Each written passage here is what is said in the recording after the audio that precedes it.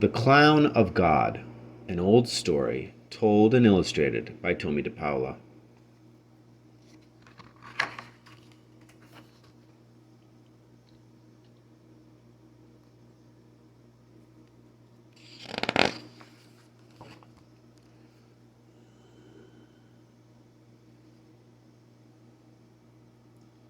The Clown of God.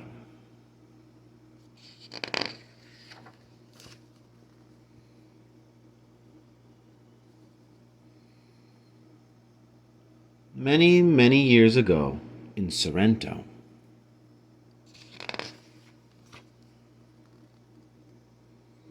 there lived a small boy named Giovanni, who had no mother and no father. He dressed in rags and begged his bread and slept in doorways. But he was happy, and he could do something wonderful. He could juggle. Every day he would go to Signor Baptista's fruit and vegetable stall and juggle.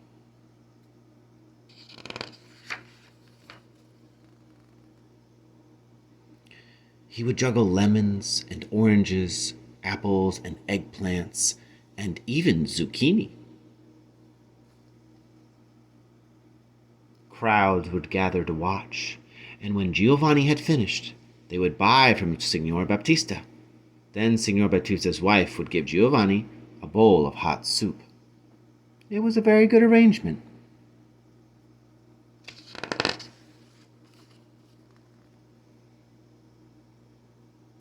One day a troupe of traveling players came to town, and Giovanni watched as Arlecchino and Colombina, in their beautiful clothes, danced and sang. "Oh," Giovanni said to himself, "that is the life for me." So when the play was over, Giovanni went and spoke to the maestro. "No, no," said the maestro. "I have no need for a ragamuffin. Go beg your bread somewhere else." "But I could be very helpful," pleaded Giovanni. "I could help unpack and pack up. I could take care of the donkey. And, maestro," added Giovanni, "I can juggle."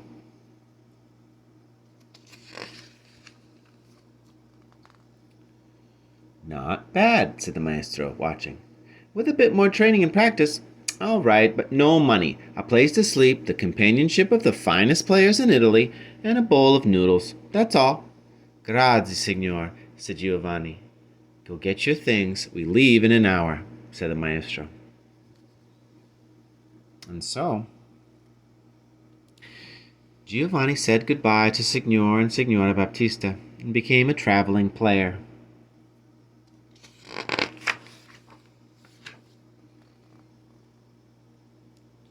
Not long after, the maestro gave him a costume, and Giovanni juggled for the crowds.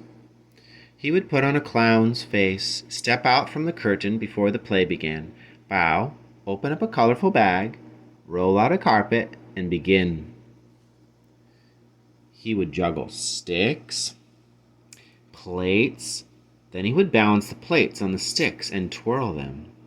He would juggle clubs, rings, and burning torches.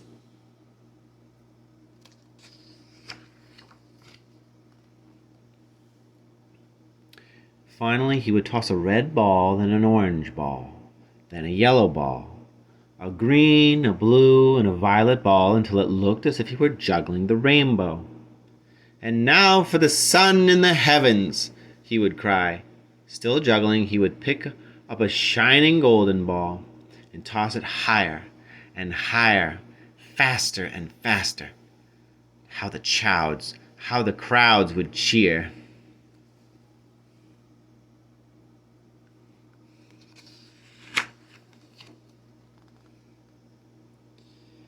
Giovanni became very famous, and it wasn't long before he said goodbye to the traveling troupe and set off on his own. Up and down Italy he traveled, and although his costume became more beautiful, he always kept the face of a clown. Once he juggled for a duke, once for a prince. It was always the same.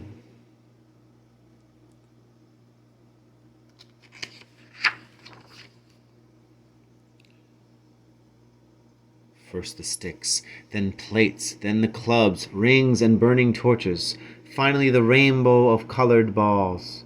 "And now for the sun in the heavens!" he would shout. And the golden ball would fly higher and higher, and the crowds would laugh and clap and cheer.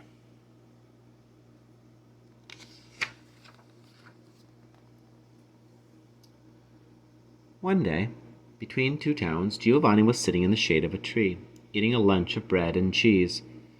Two little brothers came down the road. "Will you share your food with us, good clown?" they asked. "For the love of God and the blessings of our brother Francis." "Sit down, good fellows," Giovanni said. "There is more than enough." As the three men ate, the two little brothers told Giovanni how they went from town to town, begging their food and spreading the joy of God. "Our founder, Brother Francis, says that everything sings of the glory of God." "Why, even your juggling," said one of the brothers. "That's well and good for men like you." "But I only juggle to make people laugh and applaud," Giovanni said. "It's the same thing," the brothers said. "If you give happiness to people, you give glory to God as well." "If you say so," said Giovanni, laughing. "But now I must be off to the next town. Arrivederci, good brothers, and good luck."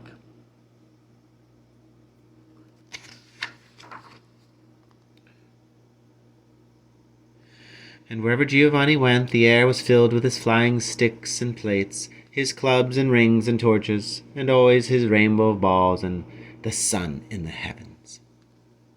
And wherever Giovanni went, the faces of the crowds would be all smiles, and the sound of laughter and cheers would ring through the towns.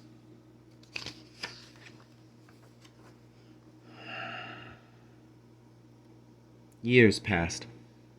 Giovanni grew old, and times became hard. People no longer stopped to watch. "It's only the old clown who juggles things. We've all seen him before," they said.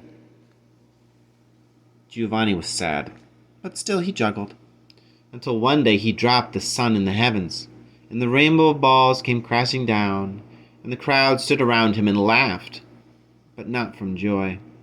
Then they did a terrible thing. They threw vegetables and stones at Giovanni, so that he had to run for his life.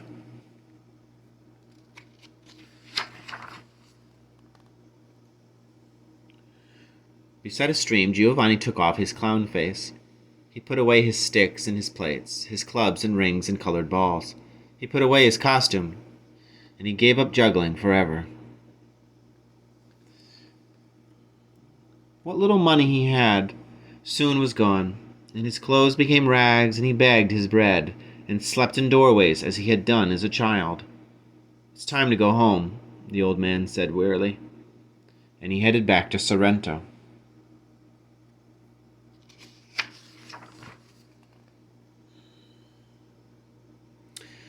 It was a cold winter night when he finally arrived. The wind blew hard and an icy rain was falling. Up ahead loomed the monastery church of the Little Brothers. The windows were in darkness. Wet and cold, old Giovanni crept inside and fell asleep in a heap in a corner. Soon he was asleep.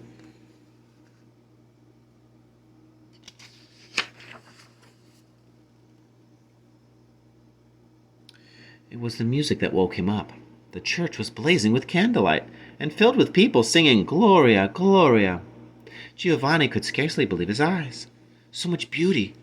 A long procession of brothers, priests, sisters, and townspeople, all carrying beautiful gifts, was winding its way through the church. They placed their gifts in front of a statue of a lady and her child. "What is all this?" asked old Giovanni of someone standing near. "Why, old man, it's the birthday of the Holy Child," the woman said. "It's the procession of the gifts."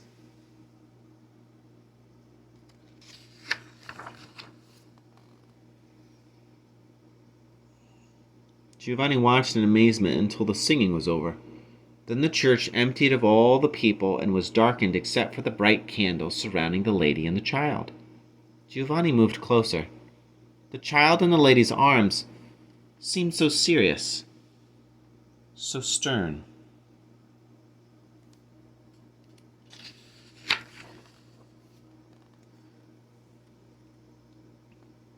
"Oh, lady," said Giovanni, "I wish I had something to offer too. Your child seems so sad, even with all these beautiful gifts. But wait, I used to make people smile." Giovanni opened his bag and shook out his old costume. Then he put on his clown face, bowed, rolled out the little rug, and began to juggle. First the sticks, then the plates. The next he twirled the plates on the sticks, and then the clubs and rings. The brother sexton, who was coming in to lock the door, saw Giovanni juggling. He was horrified. "Father, master!" he cried, rushing off to get the priest. "A sacrilege! Come quickly!" But Giovanni didn't hear or notice him. "And now," said Giovanni, smiling at the face of the child, "first the red ball, then the orange. Next the yellow, and the green, blue, and violet. Around and up they went until they looked like a rainbow. And finally," cried Giovanni, "the sun in the heavens." The gold ball flew up and around, higher and higher. Giovanni had never juggled so well in all his life. Higher and higher, faster and faster, a blaze of color filled the air. It was magnificent. Giovanni's heart was pounding. "For you, sweet child, for you," he cried.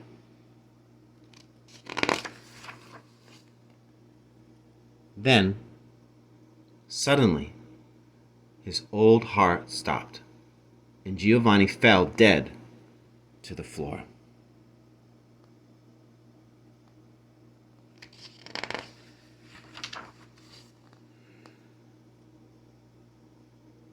The priest and brother sexton came rushing in.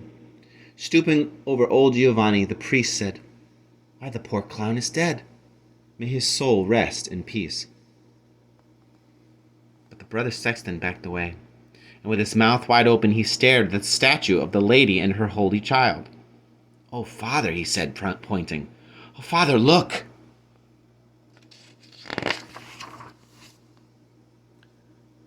The child was smiling, and in his hand he held the golden ball.